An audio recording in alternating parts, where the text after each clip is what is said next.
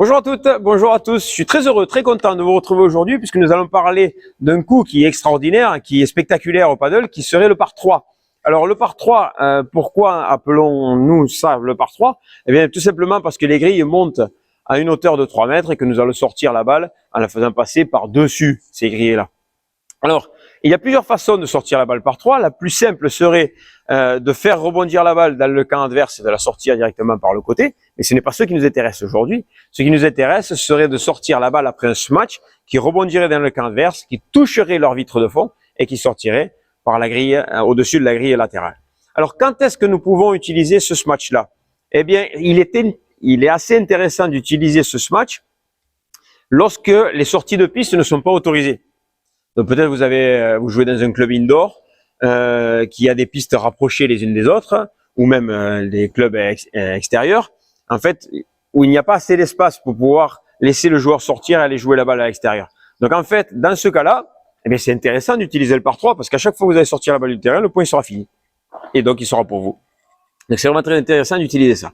Alors, dans une vidéo précédente, j'avais parlé des différents matchs que vous pouviez réaliser. Alors aujourd'hui, nous allons nous centrer uniquement sur le par 3 et il y a deux façons de réaliser le par 3. Une façon un peu plus simple, une façon un peu plus compliquée pour des joueurs qui seraient un peu plus techniques, qui auraient plus de technique. Alors, on va commencer avec la façon simple que vous pouvez utiliser. Alors au niveau débutant, c'est compliqué, mais vous pouvez l'essayer, il n'y a pas de problème. Mais à partir du moment que vous commencez à maîtriser plusieurs coups, donc vous devenez un petit peu intermédiaire confirmé, on va dire ça. Et alors là, oui, ce sera très intéressant pour vous d'utiliser ce par 3. Après, bien, forcément, de niveau avancé, ce sera autre chose. Alors, je vais prendre 2-3 balles et je vais vous donner quelques petits conseils pour bien comprendre ce smash de la première partie, la partie simple. Ce serait le smash à plat. C'est-à-dire que lorsque je prends la hauteur devant moi ici, et tout ce qui va se passer devant moi, depuis la hauteur de tête vers l'avant, eh bien, tout ceci sera considéré comme un smash à plat. Tout ce qui est devant moi. Tout ce qui est derrière moi, ce sera la deuxième partie de vidéo. Alors, l'important, il est vraiment de comprendre que, peu importe votre préparation, si vous avez une préparation tennis qui est très ample, si vous avez une préparation paddle qui monte très vite là-haut, si vous avez une préparation raquette de plage ou badminton où vous venez directement devant, ça me dérange pas. Personnellement, l'important, c'est que vous ayez votre raquette en haut à la préparation. Et une fois que votre raquette elle est en haut, l'important va être d'étirer ce bras pour aller chercher la balle le plus haut possible, faire un effet de levier qui va permettre de rabattre la balle vers le bas. Et une fois que j'ai rabattu ma balle vers le bas, je vais terminer mon geste sous mon bras dominant. C'est comme un swing de golfeur qui va être le plus grand possible afin que j'ai le plus grand effet de levier possible. Petite erreur que réalisent certains joueurs de tennis, c'est qu'ils ont l'habitude, lorsqu'ils servent au tennis, de frapper la balle en haut, même légèrement devant eux, mais en fait de la rabattre directement et à mettre un effet au moment où ils frappent la balle. Ça, un effet qui pourrait aller vers l'intérieur, comme un effet qui pourrait aller vers l'extérieur. Et ça, ce serait une erreur lorsque l'on veut chercher un par 3 à plat. L'important, c'est vraiment être à plat, que la balle fasse vraiment beaucoup de bruit en rentrant dans la raquette. D'accord? Donc vraiment, vous montez ici et vous frappez à plat devant vous pour terminer ici. Donc ça, ce serait la partie technique. Après, l'autre partie qui est importante à comprendre lorsque vous réalisez un smash par 3 à plat, c'est le rebond. Le rebond de votre balle doit être en profondeur vers le milieu du carré de service. Ça, c'est important. Pourquoi? Parce que si la balle rebondit ici au milieu du carré de service, elle va monter très haut sur la vitre de fond. Et c'est ce que nous cherchons, que la balle rebondisse sur la partie la plus haute de la vitre de fond, qui permettra ensuite à la balle de sortir du terrain. Ça, c'est vraiment très important. Donc ensuite, si vous voulez réaliser le smash par 3 à plat proche de la grille latérale, eh bien, vous viendrez chercher un rebond plus vers le centre du terrain.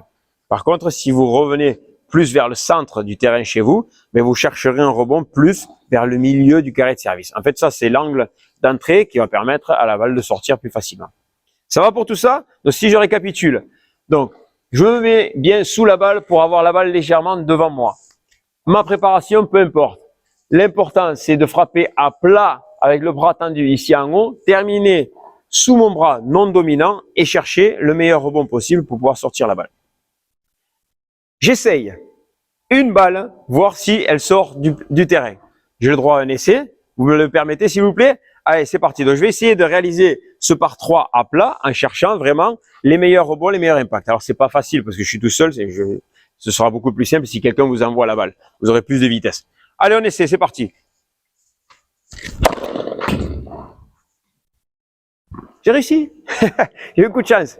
Allez, donc, j'espère que vous avez vu un petit peu. L'idée, elle est de frapper devant moi et de terminer le geste le plus grand possible. Alors, moi, je suis pas un grand smatcher, mais il y a des facteurs qui interviennent et qui vont vous permettre de sortir la balle plus facilement. Le premier serait, admettons, la pale. Une pale de puissance va vous permettre de sortir la balle plus facilement. Les balles, exactement, c'est la même chose. Des balles neuves seront beaucoup plus vives que des balles qui ont 2-3 matchs déjà. Les balles aussi, pendant l'hiver, où c'est humide, où il fait plus froid, sont beaucoup moins vives que lorsque c'est l'été et qu'il fait chaud. Également, autre facteur qui intervient, c'est la hauteur de lobe des adversaires. C'est-à-dire qu'un lobe normal vous laissera du temps pour vous placer sous la balle et venir impacter facilement. Alors qu'un lobe qui sera beaucoup plus haut, ou au contraire un lobe tendu, ne vous laissera pas beaucoup de temps pour vous mettre sous la balle et impacter le meilleur smash possible. Donc tous ces facteurs-là aussi sont à prendre en compte à l'heure de réaliser ce smash à plat. On passe à la deuxième étape, le smash qui est beaucoup plus technique. Alors celui-là, je vais vous demander quand même de la pratique, parce que c'est pas facile, ça demande une certaine technique, une certaine maîtrise. En fait, on n'impacte plus la balle devant nous, mais on l'impacte derrière nous.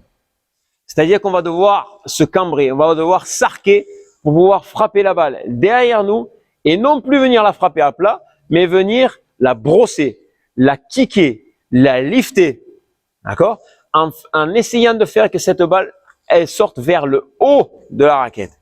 Contrairement à certains joueurs de tennis qui ont tendance, après avoir impacté la balle, de la rabattre directement vers le bas.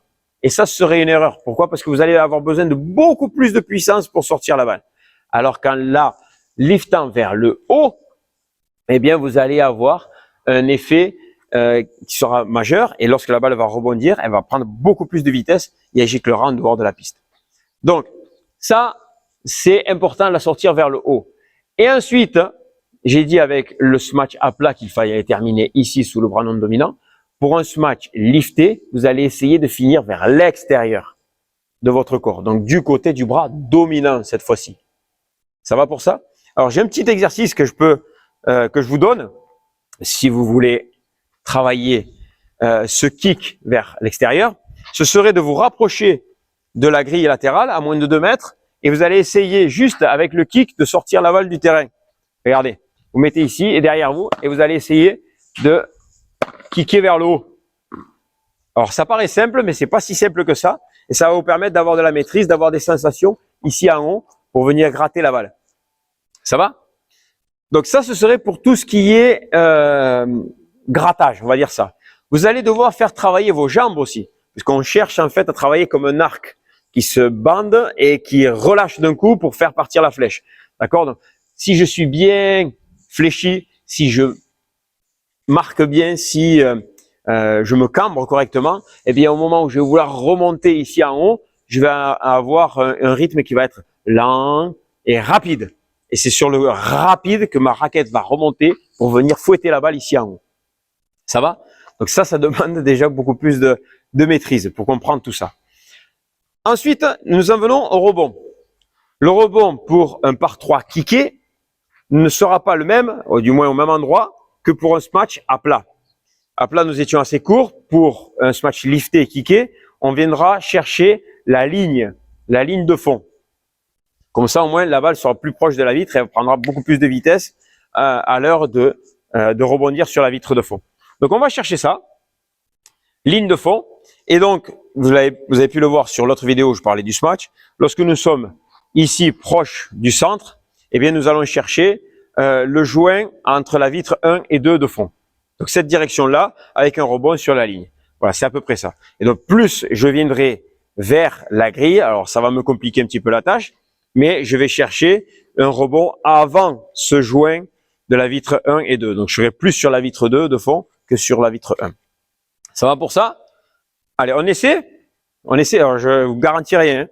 Vraiment, je vous garantis rien. Je suis pas un gros smatcheur, mais on peut essayer quand même. Donc, on va essayer de la gratter ici en cherchant un rebond en hauteur de la ligne et avec l'effet vers l'extérieur, sortir la balle du terrain. C'est parti. Vous voyez, elle n'a pas beaucoup monté ma balle. Je vais essayer une deuxième fois. Ici. Vous voyez, donc la balle prend de l'effet. Elle n'est pas sortie du terrain, mais le but, il est vraiment là, de travailler tout ceci. Alors, c'est important de comprendre que un smash kické est difficile à maîtriser, d'accord, par rapport à un smash à plat qui sera beaucoup plus sûr pour sortir la balle du terrain. Mais il faut essayer, il faut tenter, et de toute façon, si la balle ne sort pas, vous avez vu, mes balles terminent sur la grille, donc ça gênera les adversaires. Mais ce que nous cherchons aujourd'hui, c'est de sortir avec du panache, avec les pectoraux bien à l'extérieur, et sortir cette balle comme il se doit du terrain. Allez, j'en ai fini pour aujourd'hui. J'attends vos commentaires, j'attends vos questions, vos propositions de sujets aussi pour les vidéos à venir. Et je vous souhaite un gros travail sur la piste, notamment avec votre moniteur ou des amis qui vont vous lancer ces balles-là depuis le caddie, afin que vous compreniez au mieux le smash à plat ou le smash kické. Allez, bonne journée à tous et bon padel. Salut!